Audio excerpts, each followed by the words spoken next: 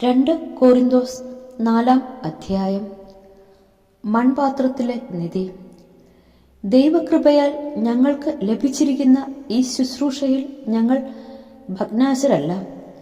ലജ്ജാകരങ്ങളായ രഹസ്യ നടപടികൾ ഞങ്ങൾ വർജിച്ചിരിക്കുന്നു.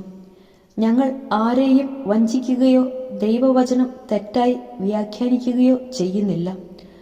പ്രത്യുത സത്യം വെളിവായി പ്രഖ്യാപിച്ചുകൊണ്ട് ഓരോരുത്തരുടെയും മനസാക്ഷിക്ക് ഞങ്ങളെ ദൈവസമക്ഷം സമർപ്പിക്കുന്നു.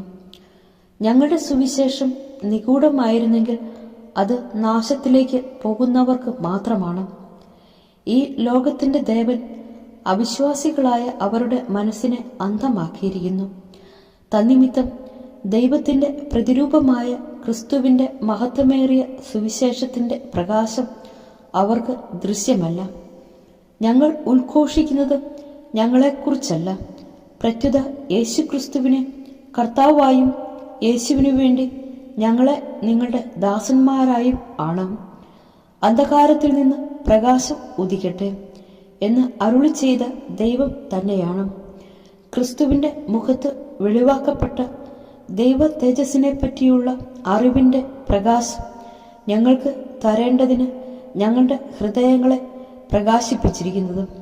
എന്നാൽ പരമമായ ശക്തി ദൈവത്തിൻ്റെതാണ്, ഞങ്ങളുടേതല്ല എന്ന് വെളിപ്പെടുത്തുന്നതിന് ഈ നിധി മൺപാത്രങ്ങളിലാണ് ഞങ്ങൾക്ക് ലഭിച്ചിട്ടുള്ളത്. ഞങ്ങൾ എല്ലാവിധത്തിലും ഞെരുക്കപ്പെടുന്നു, എങ്കിലും തകർക്കപ്പെടുന്നില്ല.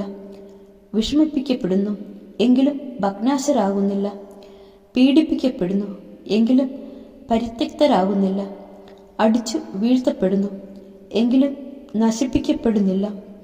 യേശുവിൻ്റെ ജീവൻ ഞങ്ങളുടെ ശരീരത്തിൽ പ്രത്യക്ഷമാകുന്നതിന് അവിടുത്തെ മരണം ഞങ്ങൾ എല്ലായ്പ്പോഴും ശരീരത്തിൽ സംഭവിക്കുന്നു.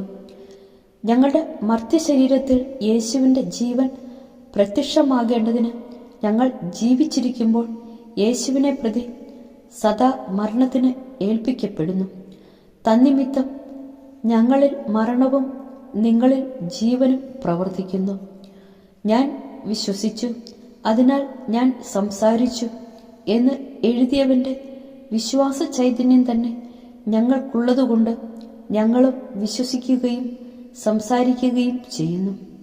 കർത്താവായ യേശുവിനെ ഉയർപ്പിച്ചവൻ യേശുവിനോടുകൂടെ ഞങ്ങളെയും ഉയർപ്പിക്കുമെന്നും നിങ്ങളോടൊപ്പം അവിടുത്തെ സന്നിധിയിൽ കൊണ്ടുവരുമെന്നും ഞങ്ങൾ അറിയുന്നു. ഇതെല്ലാം നിങ്ങൾക്ക് വേണ്ടിയാണ്. അങ്ങനെ കൂടുതൽ കൂടുതൽ ആളുകളിൽ കൃപ സമൃദ്ധമാകുന്നതുവഴി ദൈവമഹത്വത്തിന് കൂടുതൽ കൃതജ്ഞത അർപ്പിക്കപ്പെടുന്നു. അനിശ്ചിതതയിലുള്ള പ്രത്യാശ. ഞങ്ങൾ ഭഗ്നാശരാകുന്നില്ല. ഞങ്ങളിലെ ബാഹ്യമനുഷ്യൻ ക്ഷയിച്ചുകൊണ്ടിരിക്കുകയാണെങ്കിലും ആന്തരിക മനുഷ്യൻ അനുദിനം നവീകരിക്കപ്പെടുന്നു. ഞങ്ങളുടെ ക്ലേശങ്ങൾ നിസ്സാരവും ക്ഷണികവുമാണ്. അവയുടെ ഫലമോ അനുപമമായ മഹത്വവും. ദൃശ്യമായവയല്ല, അദൃശ്യമായവയാണ് ഞങ്ങളുടെ ലക്ഷ്യം.